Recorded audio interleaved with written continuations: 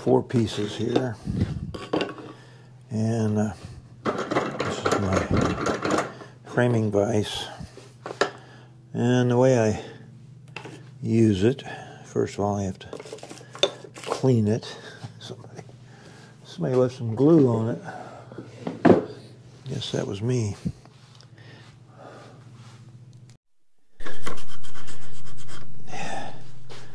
What you want is a nice clean surface here. Any crud, glue getting on under your surface of the thing. But really start off with, you got to be careful, you know, when they're especially at close size, make sure you get the short and the long. You don't want to put 2 longs together or 2 shorts together and say, oh shoot, what happened there? Okay.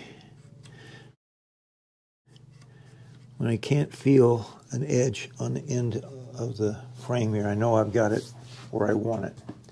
And there's 2 types of glue I use. This glue is the ultimate wood glue, but it's very, very, very, very, very, very slow to dry. But it's waterproof exterior.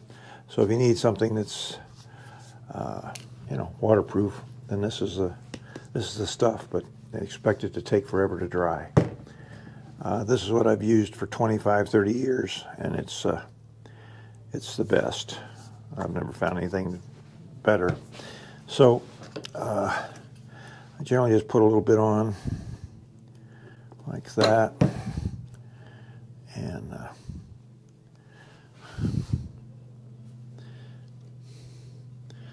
bit on both sides. Okay.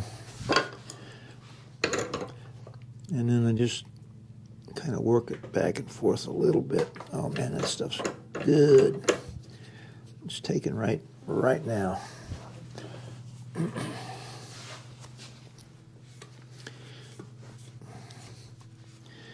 Wipe it off.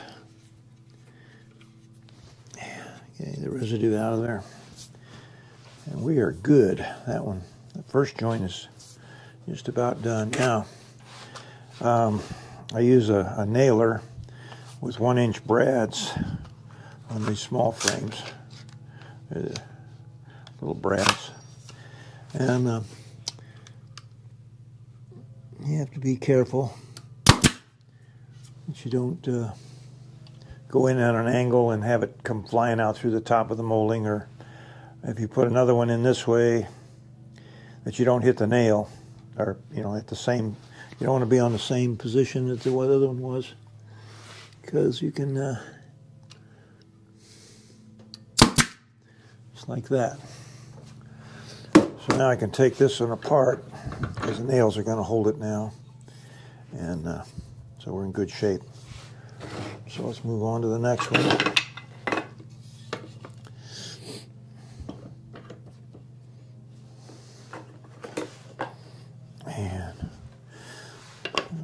Short.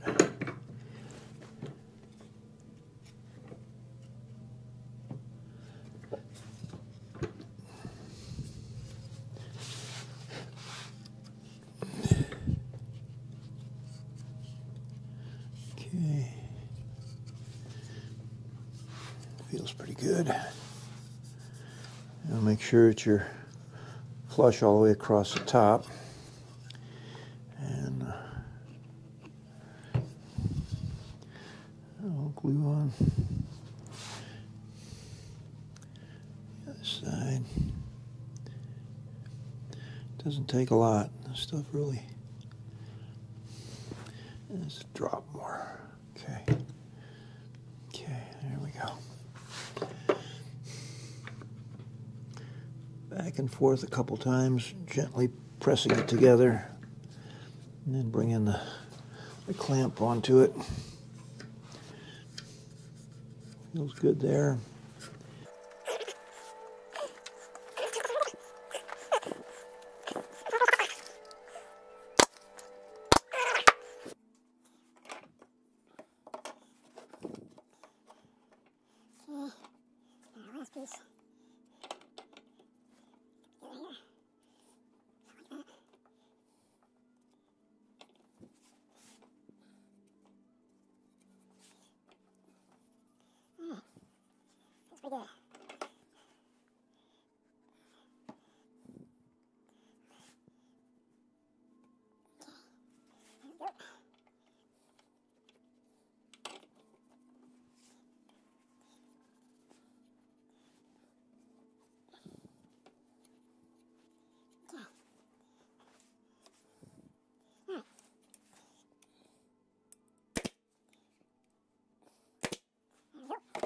And the last corner.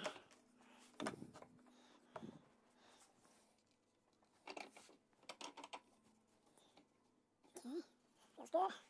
The last corner is a little tricky because you need to get the glue in there without spreading it open. So I got this little spatula here that looks like somebody forgot to clean. I wonder who that was. I guess I'm looking at him. All right. So what I do on this, the last joint, is just to put a little bit of glue on the spatula and then take one side loose, slide that in there like so, work it around like that, and then put a little bit on the other side, like that.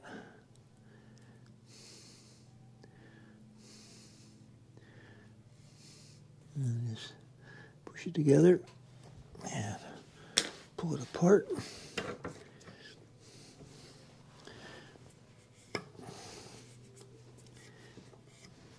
Oh yeah, beautiful. Okay.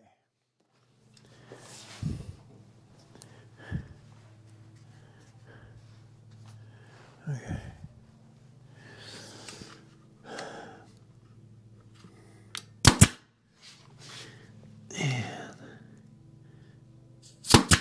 There we go. Very good. So there's our completed frame.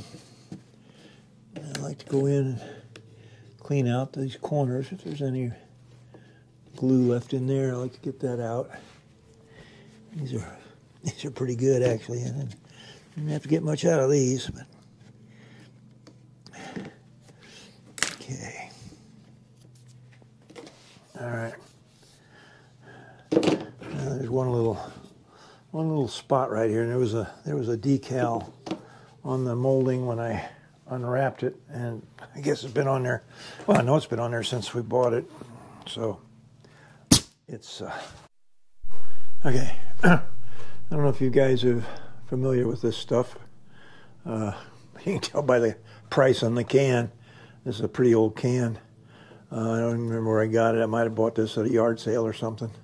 But I think it's still available. But talk about taking adhesive off. It really does take the adhesive off. So let's see, I'm going to put a little drop right on my, there's one little drop, all it takes. And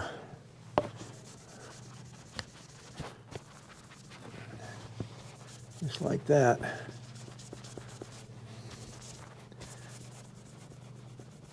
Did leave a little mark though at the,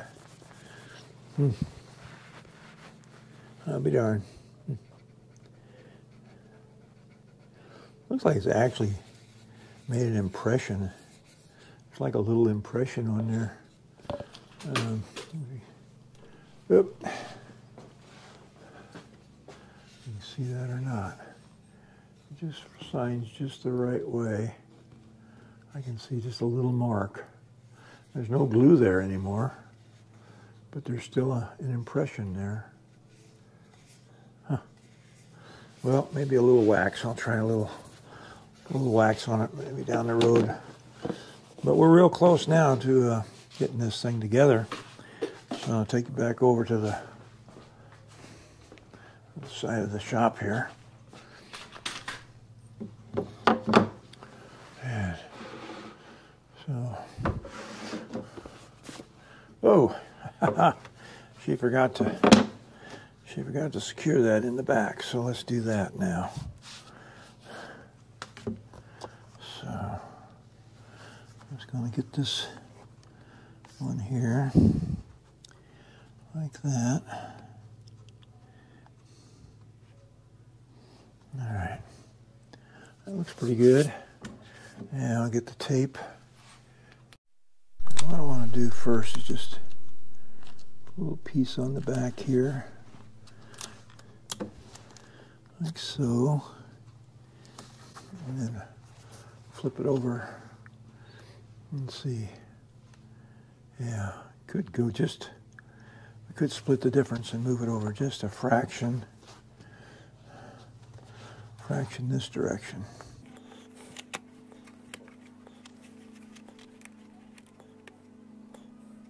Yep, done. There we go, let's try that. See how that looks.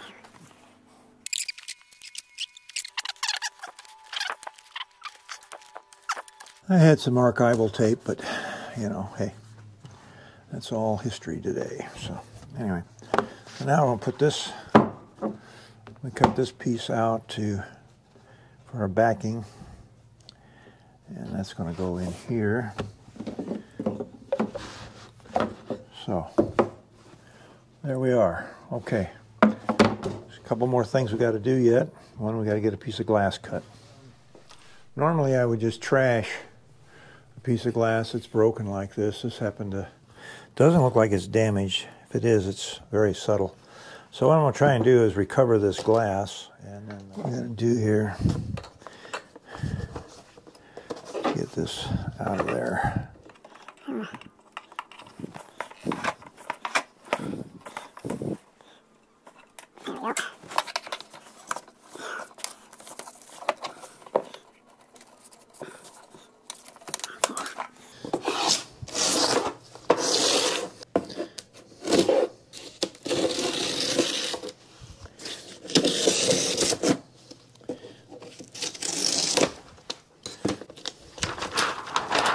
Okay,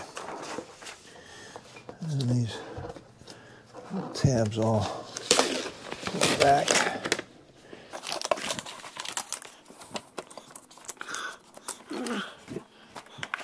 Image comes out. And here's our broken piece of glass. Now this glass is kind of special kind of glass because it's has a finish that non-glare, they call a non-glare finish. But there's a big enough piece in here that I can get a piece out that we need to make for that, with the Windy Hill print. So let's go over now to the glass cutter and make a new piece here. This is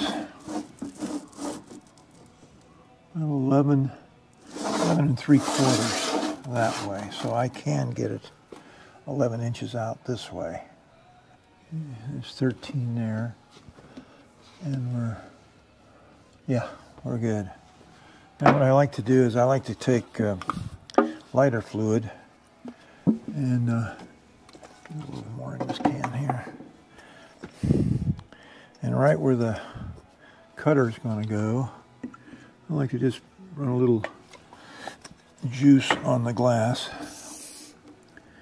bring my cutter up to the edge, and then just gently, didn't like the way that sounded, but it did cut clean. Okay, that's okay, we're good. Now, all right, we got a 13 up there, so we're gonna cut this at 11 down here. And there's 11 right there.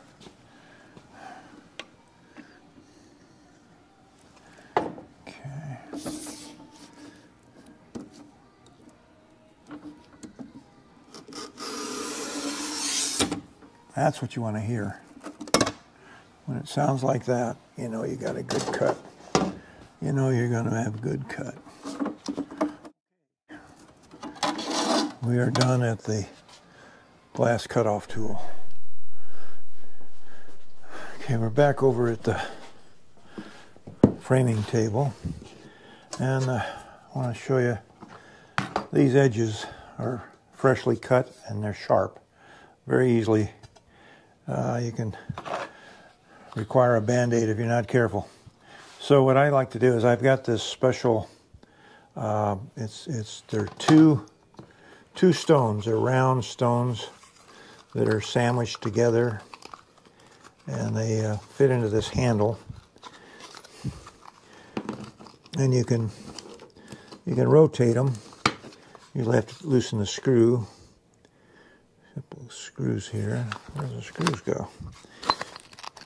Anyway, I can pull it apart a little bit. There we go. Pull it apart a little bit, and then I can rotate these stones. Snap it back together, and then I just simply hold this on the edge of the table 2 or 3 times on each edge.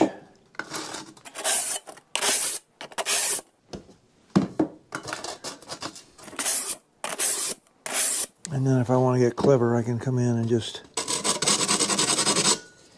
hit the little corners here. It also, besides making it safer to handle, it also helps keep the glass from accidentally breaking if it should have a sudden impact. If something were to hit it. And then the next step, and I use spray away glass cleaner.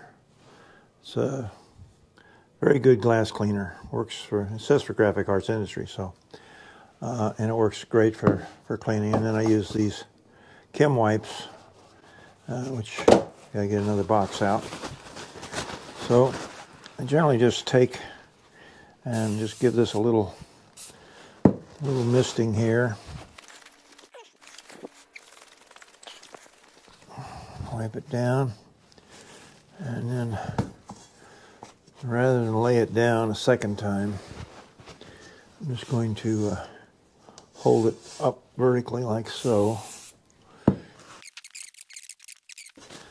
Get anything going on there. So now that we've got this clean, you can hold the glass. I generally hold the glass up and look for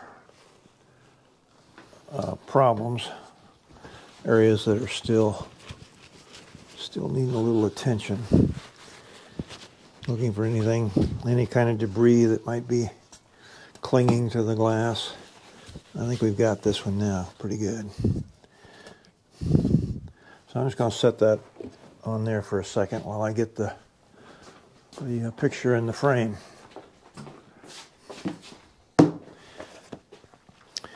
Now that we have this, I don't need that anymore. Now there's a dull side. See that? Oh yeah, you can see that. And then there's a glossy side. And you can kind of tell the gloss. It's easy to see might not be as easy to see on the camera, but I can see it very easily here, which is the dull side. And you want the dull side out, because that's what's going to stop the reflections, or cut them down anyway. You'd have to go to museum glass to get something that's looks like there's no glass in there. Maybe I'll get that out and show you. I've got a sample of the museum glass versus other glass. Okay. I'm just giving this a once over here. Make sure nothing got in there. All you need is one little speck. You're saying, "What? How the hell did I miss that?" Okay. So I'm going to pull the center of this piece out, and then I'm going to use my, I've got a couple different nail guns.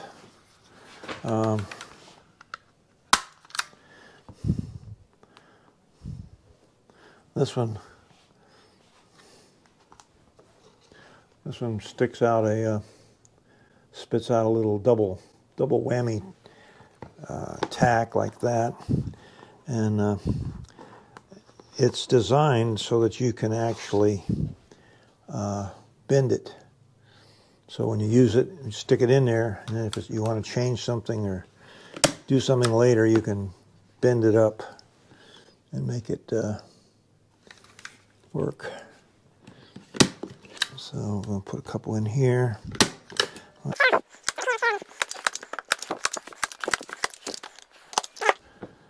That's our picture mounted. Now we want to put a dust cover.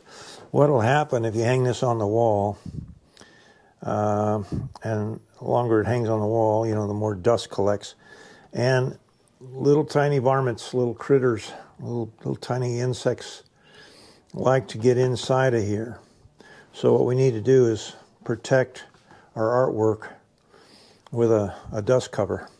Now the piece I cut off of that other frame I already got my logo on here, so theoretically I can reuse this piece, so I'm going to, otherwise I'd just have to throw it away.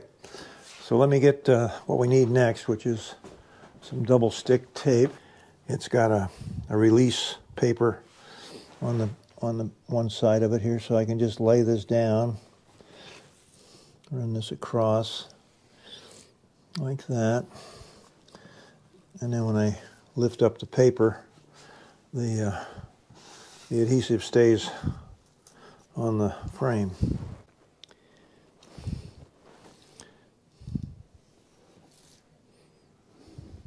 Okay.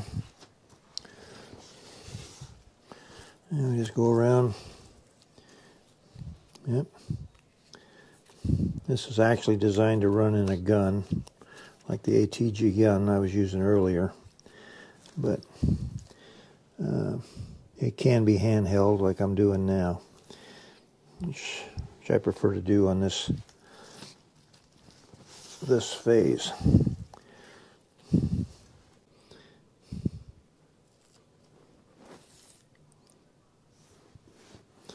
Okay, there we go.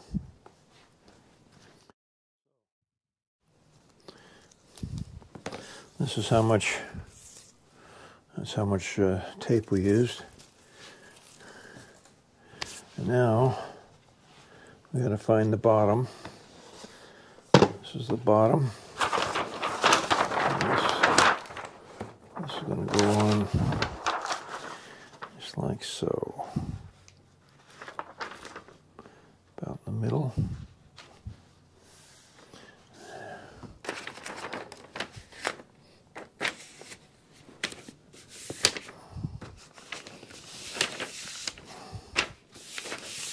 Just like that. Now we have a little tool. This has got a Dexter blade in it, and it's got a little guide shoulder here and a place for your finger to rest, and you simply just depress along the edge.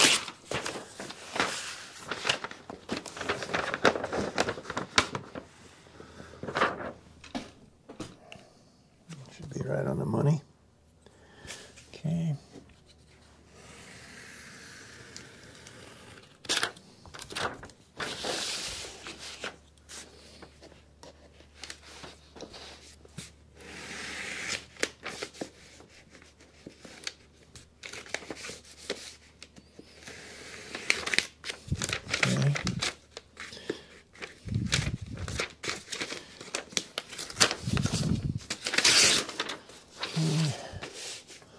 Once more.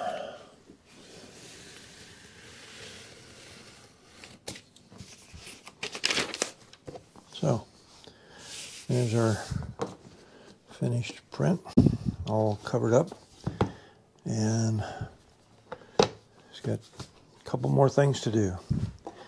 And I want to put a wire on the back. I generally like to come down about a third from the top, and then find the inside of the frame there, and then I got a little screwdriver here that's really old. I don't know, but this is a really really clever little tool. It's got a little screw made on the end of it, and it's twisted like a drill. It's handmade, and I have no idea who handmade it, but it's handmade, and it just does a great job, because you can't really get these little eye screws to start without a pilot hole. So I got two little eyelets here, and once they start going in, nothing to it. So I need to stick a nail set in there and screw this down till it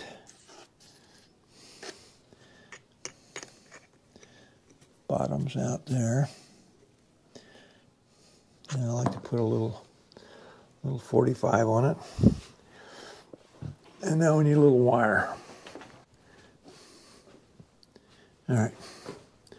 Now the way I like to tie my wire in the loops, bring it over, cross it over, bring it back around, and slide it through, pull it through like so, and then I wrap it around itself here like that, making sure I pull it back down like that until I got a nice looking wrap.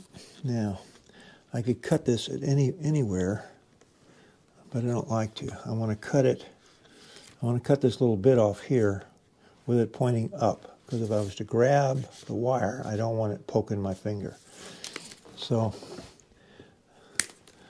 now when I grab a hold of this, there's no effect to my, I don't get stuck. I've been stuck a few times and don't like that. So now the next step is to get the second part of the wire attached. So I have to figure out where is the hook going to go on the wall.